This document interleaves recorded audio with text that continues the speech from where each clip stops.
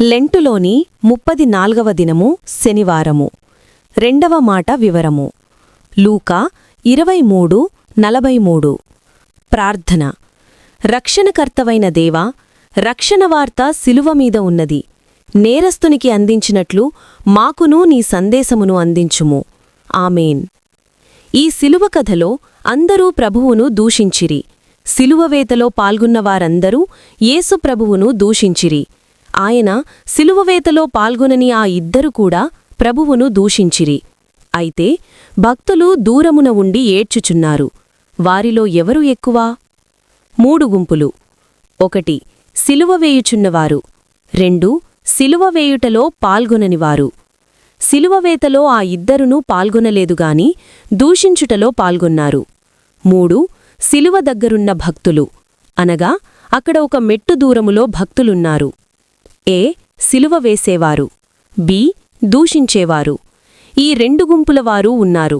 వారికి వీరికి భేదమేమనగా ఒకరు శిలువ వేసేవారు, మరొకరు దూషించేవారు. రెండవవారు దూషించేవారు మాత్రమే. ఈ 2 గుంపులలో ఉన్నవారు 1. భక్తులు, 2. ఇతరులు, 3. శిలువ వేసేవారు, 4. దూషణ చేసేవారు. చివరి జట్టు ఇద్దరే, వారు దూషణ చేసేవారు. ఆ దూషణకు బైబిల్లో కొన్ని మాటలున్నవి. ఇప్పుడు 1. భక్తులు, 2. ఇతరులు, 3. శిలువ వేసేవారు, 4.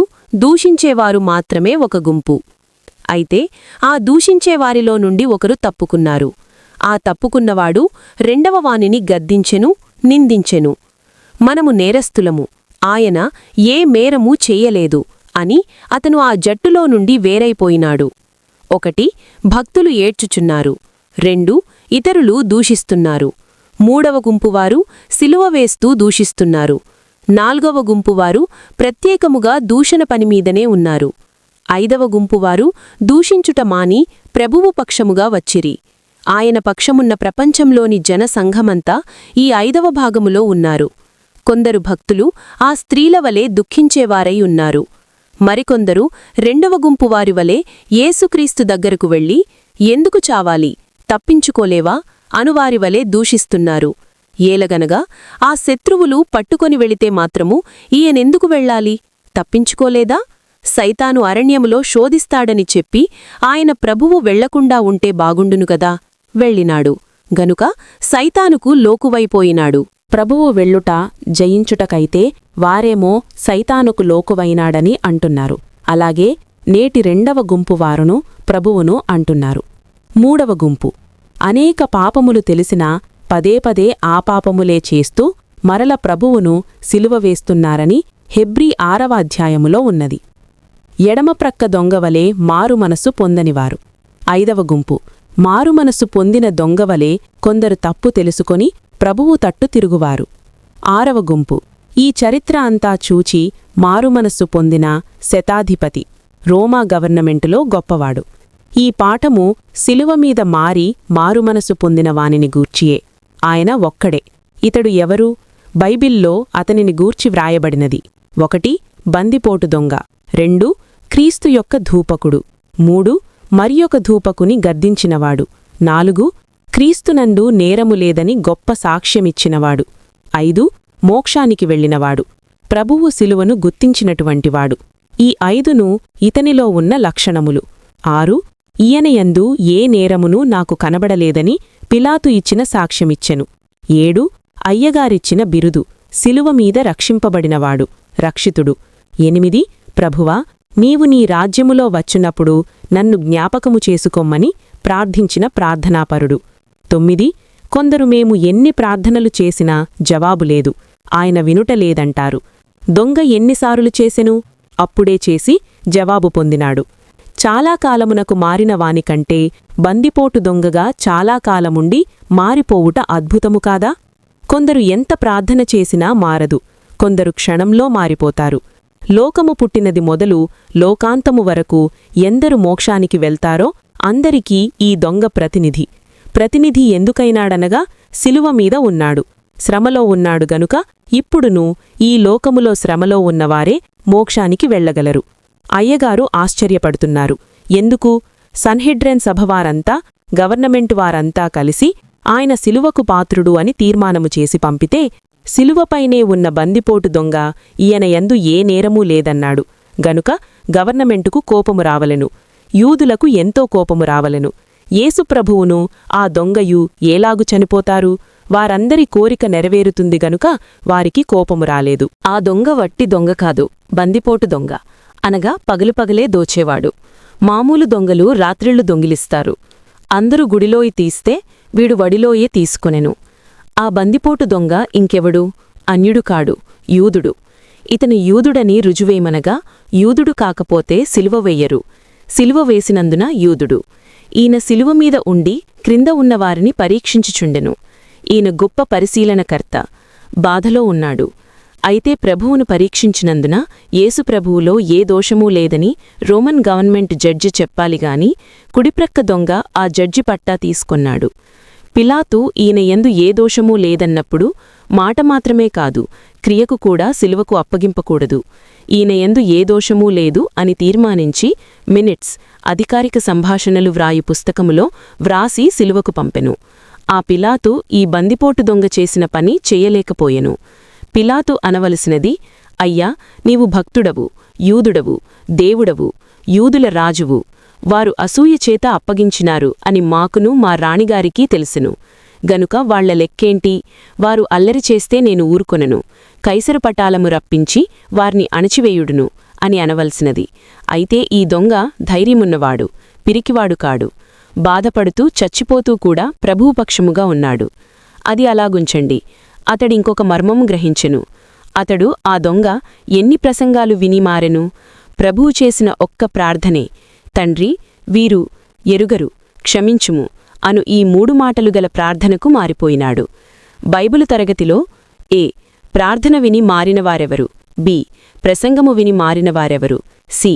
చూచి మారినవారెవరు అనే అంశములను వివరించవలెను. దొంగ 1. ప్రభువు చరిత్ర చూచి, 2. ఆయన ప్రార్థన విని మారెను. అలాగే 1. మన ప్రార్థన వలన ఎందరు మారుచున్నారు, 2. మన మాదిరి బ్రతుకు వల్ల ఎందరు మారుచున్నారు. ఈ రెండే ముఖ్యము. తండ్రి అనేదానిలో ఆ దొంగ ఏమి గ్రహించెను? యూదులు దేవుడిని తండ్రి అంటారు, అన్యులు దేవా అంటారు. ఈ దొంగ తండ్రి అనే మాట విని ఈయన మా యూదులలో ఒకడే అని గ్రహించెను. 1.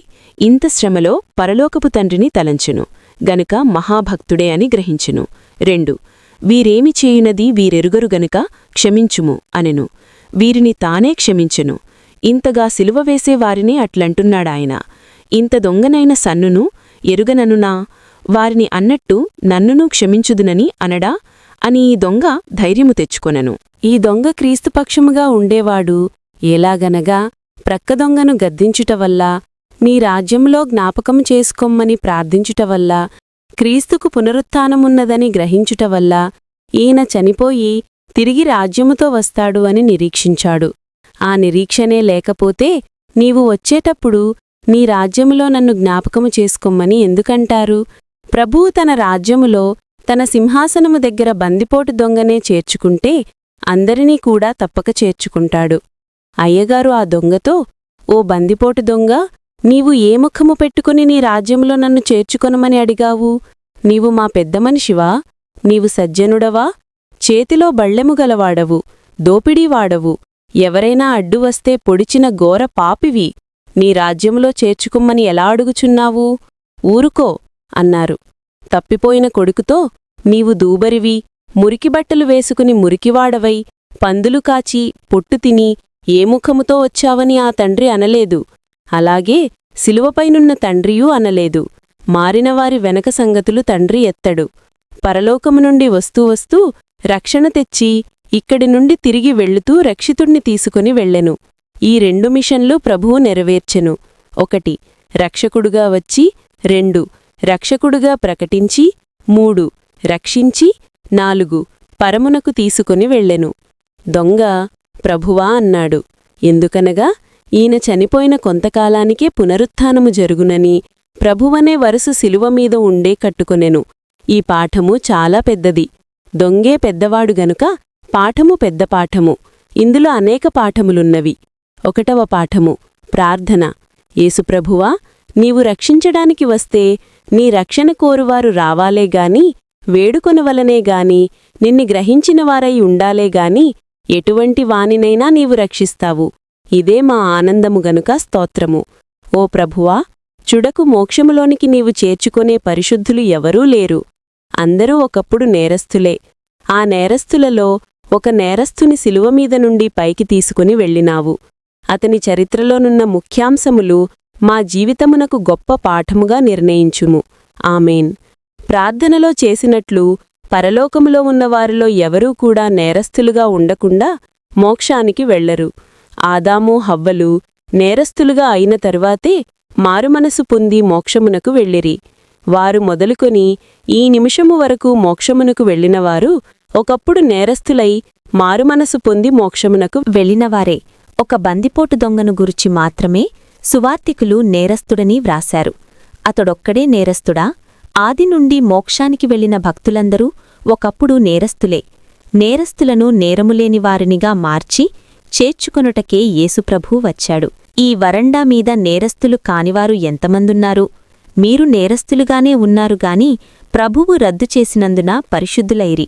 ఏ విషయములోనైనా మీరు నేరస్తులుగా ఉంటే నిరాశపడవద్దు. ఆ నేరస్తుని మార్చుటకు, అతడు నేరస్తుడు కాడని తీర్పు తీర్చుటకు, పరిశుద్ధుడు అని మోక్షము చేర్చుటకు ప్రభువు శిలువలో ఎంత ప్రయత్నించినారు. 3 అంశములు ఇక్కడ ఉన్నవి. 1 మార్చుట, 2 తీర్చుట, 3 చేర్చుట. ఈ 3 ప్రార్థనలు ఎవరంతట వారే నేర్చుకొనండి. రాజమండ్రిలో పెర్నాట్రిస్ అనే డాక్టరుగారు ఒకరున్నారు. ఆయన రోడ్డు మీద సైకిల్పై వెళ్ళుచూ ప్రతివారి ముఖములోనికి చూస్తూ వెళ్ళేవారు. ఒక మనిషి దగ్గరకు రాగానే సైకిల్ ఆపి నిలోబడి, నీలో ఫలాని జబ్బు ఉన్నది అని చెప్పి ఒక చిన్న స్లిప్ చీటీ అతనికి ఇచ్చి, రేపు ఉదయం ఆస్పత్రికి వెళ్లి మందు తీసుకో అని చెప్పేవారు. తన నోట్స్లో ఇతని కథంతా వ్రాసుకునేవారు. మరుసటి ప్రొద్దున ఆస్పత్రికి దొరగారు వెళ్లి ఫలానా వారు వచ్చారా అని కనుగొని వాడు రాకపోతే మాత్రమూ అరెస్టు చేయించేవారు. ఆయన సైకిల్ దిగగానే దగ్గరున్న మనిషి గజగజలాడేవారు. శిలువమీదు ఒక ప్రక్క మారుమనసు పొందని అక్రమకారుడు, మరొక ప్రక్క మారుమనసు పొందిన అక్రమకారుడు, ఇంకొక ప్రక్క ఆక్రమకారుడుగా ఎంచబడిన ప్రభువు ఉన్నారు. ఆ డాక్టరుగారు అందరినీ వదిలి జబ్బుగానున్న వాని దగ్గరకు వచ్చినప్పుడు, నా దగ్గరికే ఈయన వస్తున్నాడు అని ఆ రోగి గ్రహిస్తాడు. 2 అక్రమకారులున్నప్పుడు ప్రభువును కూడా అక్రమకారులలో చేర్చి సిలువ వేసిరి.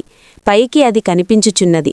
కాని అంతరంగములో ఈ డాక్టరుగారు ప్రభువు అక్రమకారులలో ఆక్రమకారులైన వారిని బాగుచేయడానికే శిలువమీదకు వెళ్ళిరి. ప్రభువు అక్రమకారులలో ఒకడుగా ఎంచబడినను మాట ఇప్పుడు నెరవేరినది. అక్రమకారుల దగ్గరకు ప్రభువును శత్రువులు తీసుకొని వచ్చినప్పుడు, అక్రమకారుల దగ్గరకు నన్నెందుకు తీసుకొని వెళుతారు? నేను అక్రమకారుడను కానని ప్రభువు అనవలసినది, కాని అనలేదు. ఎందుకంటే నేను అక్రమకారుల దగ్గరకు వెళ్ళినప్పుడు అక్రమకారులు మారవచ్చు, వారు మార్పు పొందుటకు గడువు ఇవ్వాలి అని ప్రభువు మనస్సులో ఉన్నది. అలాగే లోకమంతటికీ బోధించుటకై బోధకులను పంపించడము వారు మారుమనస్సు పొందుటకే. అయితే ప్రభువు వలన ఒకడు మారినాడు గనుక మోక్షానికి వెళ్ళినాడు. రెండవవాడు మారలేదు గనుక పాతాళలోకములో అరెస్టు అయినాడు. ఆ డాక్టరుగారు చేయించినట్లు ప్రభువు దగ్గర మారినవారు మోక్షానికి, మారని వారిని వారి పాపమే అరెస్టు చేయించుచున్నది. సాధు సుందర్ సింగ్ చరిత్ర చదివినారు గదా. దానిలో ప్రభువు చెప్పినారు, దేవుడెవ్వరినీ నరకానికి పంపదుగాని వారి పాపమే వారిని పంపుచున్నది. అమెరికాలో రైలుబండి పడిపోయింది. అనేక మందికి కాళ్ళు చేతులు విరిగాయి, గాయములు తగిలినవి. అందులో ఒక మిస్సమ్మ దొరసాని ఉన్నది. ఆమెకు కూడా కాళ్లకు చేతులకు దెబ్బలు తగిలాయి. ఆమె లేవలేదు. అయితే బాగా ఉన్నవారి వైపు ఆమె చేతులెత్తి, నన్ను తీసుకొని వెళ్ళండి, వారి గాయాలకు కట్లు కడతానన్నది. ఆమె డాక్టరు. అట్లే ఆమెను తీసుకొని వెళ్ళగా కట్లు కట్టెను. ఆ మిస్సమ్మ సండే స్కూలులో అయ్యగారు మాస్టారుగారు. ఆ డాక్టరమ్మ వలె ప్రభువు శ్రమలో ఉండి ఒక ప్రక్క పాపులను రక్షించెను, కుడివైపుననున్నవాని రక్షించెను. శ్రమలో ఉన్నప్పుడే శ్రమలో ఉన్న ఒక వ్యక్తిని రక్షించినారు. విశేషము గదా. అప్పుడే ఆయన ఒకరిని రక్షించినారు. శ్రమ ఇప్పుడాయనకు లేదు గనుక ఎక్కువ మందిని రక్షిస్తారు గనుక సిలువ వేయబడిన చరిత్రలో ఇది 2వ పాఠము. 3వ పాఠము, ఎఫెసీ 4:8లో ప్రభువు చెరను చెరగా కొనిపోయెనని వ్రాయబడెను. ఇది అనగా మనముందే భూమి గుండ్రముగా నున్నది. అది అనగా పైన కనబడేది ఆకాశము, భూమి క్రిందది పాతాళలోకము. ఇదొక కథ. ఒక కథ. పాతాళలోకంలో 2 డిపార్ట్మెంట్లున్నాయి. పాతాళలోకమంతా ఒకటేగాని దానికి 100 మైళ్ల దూరములో 2 గదులున్నవి.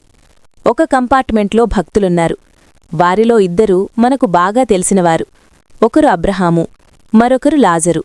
2వ కంపార్ట్మెంటు పాతాళలోకమే. అదే హేడెస్సు లేక చెర. మొదటి కంపార్ట్మెంట్ పేరు భక్తుల చెర. ఇది మంచి చెర గనక బాధలేదు.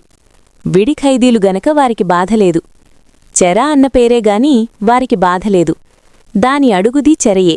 దానికి అయ్యగారిచ్చిన పేరు చిన్న నరకము. అసలు పెద్ద నరకంలోకి రాకముందు మార్పులేని అందరూ చిన్న నరకంలోనికి వెళ్ళాలి. చిన్న నరకంలో మనకు తెలిసిన ఆయన ధనవంతుడు, చెరలోని ధనికుడు. పైనున్న అబ్రహామును చూచి లాజరును పంపమని అడిగెను. ఇప్పుడు ప్రభువు శిలువపై చనిపోయి ఈ కంపార్ట్మెంటుకు దిగిరి. ఇది మొదటిది. దీనికి పరదైసు అని పేరు. ఈ పేరు ఆదాము నుండి ఉన్నది. ప్రభువు శిలువపై శ్రమలో ఉన్నాడు. ఆయన చనిపోయెనని అందరూ అనుకున్నారుగాని తిన్నగా పరదైసుకు దిగెను. ఆ పరదైసుకు వెళుతున్నప్పుడే కుడిప్రక్క దొంగతో, నేడు నీవు నాతో కూడా పరదైసులో ఉంటావు అని చెప్పిరి. మారినవానికి అప్పుడు చాలా ఆనందము కలిగెను.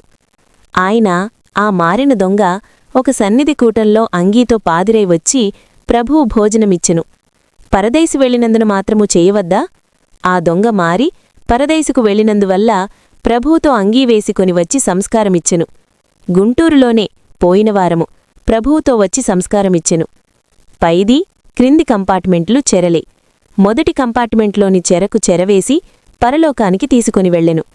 మీ కొరకు చెరను అనుభవించి ఆ చెరను చెరగా తీసుకొని వెళ్ళినాను గనక మీకిక చెరలేదు.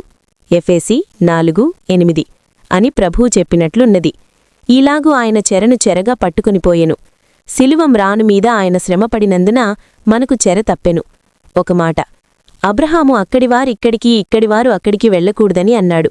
అక్కడివారిక్కడికొస్తే వారికి వేదన ఉన్నది గనుక వచ్చిన ఎడల మహావేదన ఉండును. పీర్ల పందుగకు అగ్నిగుండంలో పరిగెత్తుతారు. కాలవుగాని కాళ్లు వేడెక్కును. అయ్యగారు పరిగెత్తినారుగాని కాలలేదు. ధనికుడు యాతన పడుచున్నానన్నాడు. మొదటి కంపార్ట్మెంటు వారు క్రిందికి వస్తే యాతన పడుదురు. పీర్లగుండములో మొదటి కంపార్ట్మెంట్లో బొబ్బలు లేకపోయినా కాలును గనుక ప్రభువు చెరను చెరగా పట్టుకొని వెళ్ళిపోయెను. ఇప్పుడు హేడెస్సులోని వారికి యాతన ఉన్నది. శిలువ కార్యక్రమము అయిపోయింది గనుక ఇప్పుడు కాల్పు ఉండదుగాని యాతన ఉన్నది. అయితే పరదైసులోని భక్తులు పాతాళములోనికి వచ్చినా వారికి బాధలేదుగాని పాతాళములోని వారికి బాధ ఉన్నది. శద్రకు, మేషాకు, అబెద్నెగోలు కాలనట్లు పరదైసువారు పాతాళానికి వచ్చినా కాలరు. రేపు మనమందరమూ పరలోకానికి వెళ్లిన తర్వాత 1000 ఏళ్ల పాలనలో మనమందరమూ తిరిగి వస్తాము గాని అప్పుడు క్రొత్త గుంటూరు ఉంటుంది. ఈ గుంటూరు కాదు. ఇది గుంటా ప్లస్ ఊరు గుంటూరు. 1000 ఏళ్ల పాలనలో అగ్ని కాలదు, నీటిలో మునిది చావడము ఉండదు. పరదైసువారు పాతాళంలోని బాధితులకు బోధ చేయుటకు వెళ్తారుగాని బాధపడుటకు వెళ్లరు. 4వ పాఠము. భూమిమీద ప్రభువు ఉన్నప్పుడు శిష్యులు ఆయన దగ్గర ఉన్నారు. అందుకే శిష్యులకు వచ్చిన బిరుదు యేసుతో కూడా ఉన్నవారు. బాలిక పేతురుతో అదే అనెను. సన్నిధ్కూటములు చేయువారందరికీ అదే బిరుదు ఉండును. భూలోకములో ఉండగానే దొంగకు వచ్చిన బిరుదు నాతో ఉంటావు. 11 మంది కంటే వచ్చిన గొప్ప బిరుదు అనగా నీవు నాతో ఉంటావని అతనికి వచ్చెను. ఎంత గొప్ప ధన్యత! ఇతనే గొప్పవాడు. ప్రభువు పరలోకమునకు వెళ్ళుచూ సదాకాలము మీతో ఉన్నాను అని చెప్పెను. ఇది వేరు. నాతో ఉంటావు అనేది వేరు. మరొక అంశమేదనగా మీరు యేసుతో ఉన్నారా? మీతో యేసు ఉంటారు. అప్పుడు మీరు పరదైసుకు మోక్షానికి వెళ్తారు. ఎంతకాలము బ్రతికినా మన గురి మోక్షమే. అది లేకపోతే హేడెస్సే గురి. ప్రార్థన. ప్రభువా, వాక్యంలో నుండి వాక్యము, వ్యాఖ్యానములో నుండి వ్యాఖ్యానము, అర్థంలో నుండి అర్థము, అనుభవంలో నుండి అనుభవము, ప్రార్థనలో నుండి ప్రార్థన, సాక్ష్యంలో నుండి సాక్ష్యము, మార్పులో నుండి మార్పు, జవాబులో నుండి జవాబు, మా జీవితకాలమంతయు ఊటలో నుండి ఊట తెచ్చుకొనగల కృప దయచేయుము. ఈవేళ నావైపు కాక నీవైపు ఇంకొక శిలువవైపు చూచుచు అందునుండి సారము గడించుకొనగల కృప దయచేయుము. 5వ పాఠము. కల్వరి కొండమీద 3 శిలువలున్నవి. 2 శిలువలు చచ్చిపోయి బ్రతిచినవారి శిలువలు. 3వ శిలువ మీది మనిషి చనిపోవడము ఎరుగుదుముగాని బ్రతుకడము తెలియదు. ఇప్పుడు క్రైస్తవ సంఘము యొక్క కథయు అట్లే ఉన్నది. కొందరు మార్పులేని దొంగవలే, నేరస్తునివలే ఉండి ఉండి ఆ తర్వాత మారి చనిపోయి పరలోకములో బ్రతికే ఉన్నారు. వారెంత ధన్యులు! ప్రభువు అందరి కొరకు చనిపోయి ఇప్పుడు అందరి కొరకు జీవిస్తున్నారు. ఇది శిలువ మీద జరిగిన చరిత్ర. ఇదివరకు దొంగ మారు మనసు పొందిన కథ విన్నాము. ఆ కథలో 2 ముఖ్యాంశములున్నవి. 1 నీవు నీ రాజ్యముతో వచ్చినప్పుడు, 2 నన్ను జ్ఞాపకముంచుకో అని చేసిన గొప్ప ప్రార్థన. దానికి ప్రభువు గొప్ప జవాబిచ్చెను. అది నీవు నేడు నాతో కూడా పరదైసులో ఉందువు అని. ఈ సంగతి విని భూమిమీదున్న వారెవరైనా సరే మార్పు చెంది ప్రార్థించిన ఎడల వారి ప్రార్థన ప్రభువు తప్పక వింటారు. ఆయన మన ప్రార్థనలు వినకపోయినట్లయితే శిలువ మీద దొంగ ప్రార్థన విన్నట్లు జవాబిచ్చినట్లు వ్రాయించడు. ఆ దొంగ ప్రార్థన, వానికి ప్రభువిచ్చిన జవాబు పాపులందరికీ ఆదరణ గనుక గొప్ప ధైర్యము కలుగుచున్నది. దొంగ ప్రార్థనలో గొప్ప రహస్యమున్నది. అది రాజ్యమును గూర్చినది. ఆయన రాజ్యమంటే ఏమో శిలువపైనున్న దొంగకి ఎలాగు తెలిసిందో తెలియదు. ఆ శిలువ మీదున్న వానికి రాజ్యమేలాగు లేదు. అది కావాలని అతడు అదుగులేదు. నీ రాజ్యములో నన్ను జ్ఞాపకముంచుకొనుమంటే చేర్చుకొమ్మని అర్థము. యెషయాలో ప్రభువు రాజ్యము శాశ్వతకాల రాజ్యమని ఉన్నది. అది అతనికి తెలిసి ఆ రాజ్యంలోనికి చేరాలనే ఆశ ఆ దొంగకు కలిగినది. ప్రభువుకు భూలోకంలో రాజ్యమున్నది. పాపలోకంలో పాపుల మధ్య అక్కడక్కడా ఇక్కడొక్కొక్క విశ్వాసి ఉంటే వారిలో ఆయన రాజ్యమున్నది. అందుకే ప్రభువు ఈ లోకంలో ఒక మాట అన్నారు, దేవుని రాజ్యము మీతోనే ఉన్నది. అయితే ఆ దొంగ మనసులో ఉన్నది అది కాదు. ఇప్పుడు ఈయన చనిపోయి లేచి పరలోకానికి వెళ్లి రాజ్యము స్థాపిస్తాడని తెలుసుకుని ఆ పరలోక రాజ్యంలోకి చేర్చుకుంటాడని తెలుసుకున్నాడు.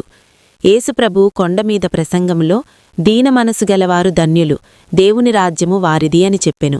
అది పూర్తిగా పరలోక రాజ్యము. దానిలో పాపులు, పాపము వలన కలిగే కీడు, దయ్యాలు లేవు. అట్టి రాజ్యములో చేర్చుకొమ్మని దొంగనిగినాడు. ఇంతకుముందు చెప్పినది కళంకము లేని పరలోకంలో ఉన్న పరలోకము. ముందు చెప్పింది విశ్వాసులలో ఉన్న రాజ్యము.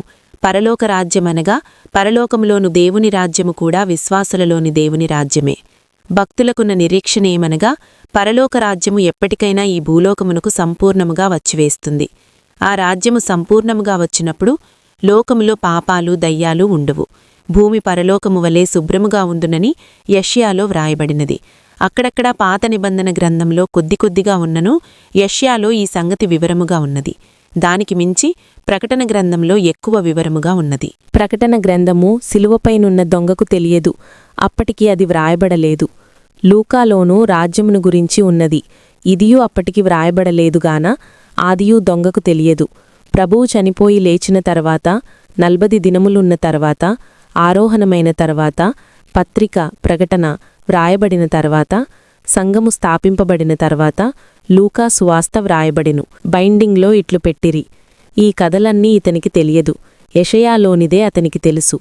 అది ఏలాగు తెలుసు అనగా, ఇతడు మంచివాడుగాను ఉన్నప్పుడు శాస్త్రులు, పెద్దలు, తల్లిదండ్రులు సునగోగులలోనూ చెప్పింది విన్నాడు. లేకపోతే ప్రభువు యొక్క రాజ్యము సంగతి అలాగున వినకపోతే దొంగకేలాగు తెలియగలదు? 1 మెస్సియా వస్తాడు, పెద్దవాడవుతాడు. 2 రోమా గవర్నమెంటు చక్రవర్తిని పడద్రోసే రాజవుతాడు. 3 దావీదు సంతానంలో వస్తాడు. 4 యూదులలో పుడతాడు అనే 4 సంగతులు నిజమే. ఇంతవరకు నిజమేగాని ఆయన వచ్చిన పిదప ఉన్న రాజ్యాన్ని పడగొట్టి తాను రాజై తన జనులకు రాజ్యమిస్తాడని చెప్పిన మాట ఇతని చెవిలో పడినది. ఎవరైతే బోధించిరో వారే నమ్మలేదు ఆయన రాజ్యము ఇవ్వనందున. ఆయన మెస్సియా వస్తే రాజ్యమిచ్చేవారు. ఈయన పాపులతో దయ్యాలతో పడియున్నాడు అని ఆయనను, ప్రభువును చంపజూచిరి. దేవుడని యూదుల రాజు అని చెప్పుకున్నారేగాని ఈయన రాజ్యము ఎక్కడ కనిపించలేదని చంపివేసిరి. ఇతను దొంగ అయితే అయినాడుగాని ఆయన రాజ్యమును గ్రహించి ఈయనకి ఈ లోకంలో లేదుగాని పరలోకంలో ఉన్నదెక్కడో ఒకచోట ఉండునని గ్రహించెను. అంతేకాక దొంగ తల ముందే రాజని వ్రాయబడి ఉన్నది. యూదుల రాజు అని ఉన్నది. దొంగ కూడా యూదుడే గనుక ప్రభువు రాజే గనుక ఆయనకు అందులో రాజ్యమున్నది గనుకను నాకునూ పాలు దయచేయమని ఆయనను అడిగి నిరీక్షించెను. 6వ పాఠము ఆర్గ్యుమెంట్ సంవాదము. ప్రభువుకు భూలోకములో రాజ్యము లేదు, ఆయనకు పరలోకములో ఉన్నది. నేను ప్రార్థించాను గనుక నాకు పరలోకములో ఉన్నదని గ్రహించెను. బోధలో ఉండి కూడా యూదా ఎట్లు తప్పుకున్నాడో ఇప్పుడునూ అట్టి పెద్ద మనుషులున్నారు. 1 జబ్బు తీసివేయమన్నాను, ఆయన తీసివేయలేదు గనక నా రక్షకుడు కాదు.